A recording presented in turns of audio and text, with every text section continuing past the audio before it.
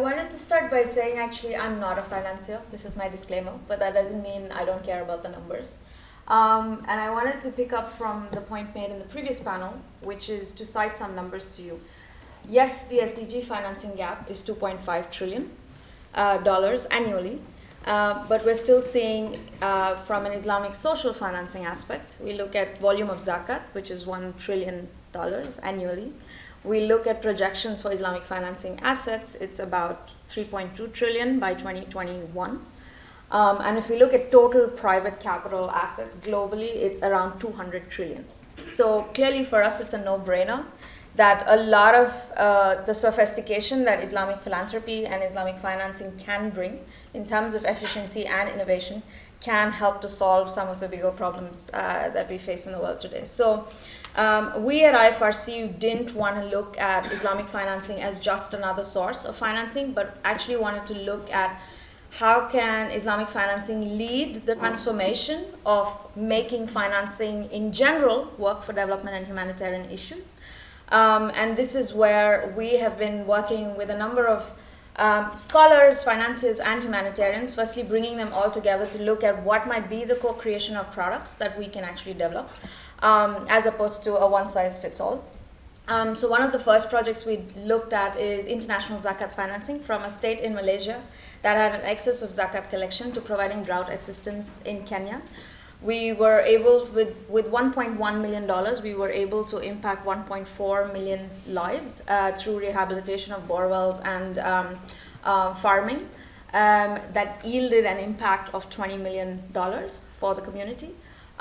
This was further paid back. The 1.1 million was 500,000 of this was paid back, which was then repurposed for the next neighboring community. Which was a great example of demonstrating that Islamic financing or Islamic philanthropy can go beyond just charitable giving, but actually provide sustained impact for the communities many years to come. A second product was around improving efficiency through the use of fintech or blockchain, and looking at how do we actually improve the current distrust that exists amongst institutions on how financing is being used, to look at how this can actually provide transparency and traceability of contributions to demonstrate how it impacts in the field. And finally, a third initiative that we are working on at the moment, which was actually launched just last week at the UN General Assembly, is in partnership with the Islamic Development Bank. This is called the One Wash Fund and Sukuk. It's essentially a scalable outcome fund to provide water, sanitation, hygiene, and health services for 29 OIC countries, impacting about 5 million lives. Why these 29 OIC countries? They're some of the most cholera endemic countries in the world. Out of 40 identified, 29 are in OIC. And it seemed an obvious merit of how Islamic financing can demonstrate with a combination of philanthropy and private capital, how it can actually have impact in these countries for communities in need. So I'll stop there. Thank you very much, Ramya. So that's really a very fresh example. That was the One Wash Fund that was launched last week. That is the, as I understand it, philanthropic vehicle, which will then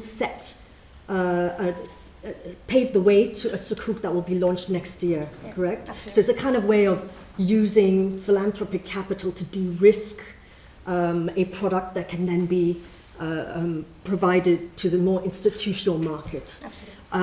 Great. And what was the size of this? What's the size of the expected sukuk, if you can elaborate? So we're looking at a WASH program, as we call it, for about 100 million to 150 million, possibly. So the size of the sukuk essentially depends on the philanthropic capital that will be mobilized for the outcome fund, which will be kind of the cash collateral for sukuk issuance. But at this time, we're estimating it at 80 million to 100 million.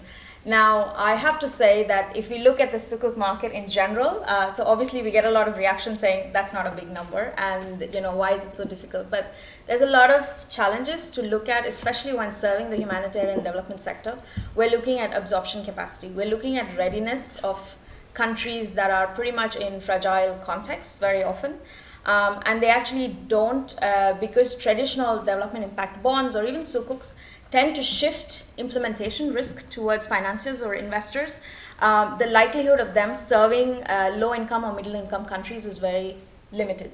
So the innovation in our product is actually to be able to shift that implementation risk to traditional donors who already understand it, let's say like UK Aid, where the investor then is only confronted with the credit risk of these donors who are contributing into the philanthropic fund, as well as private philanthropists, obviously, which is something an investor understands. The risk-return match is obvious. And therefore, it makes available, the scale of these bonds is available for low-income and middle-income countries, which actually often get missed when we look at the sukuk or general bond market as well.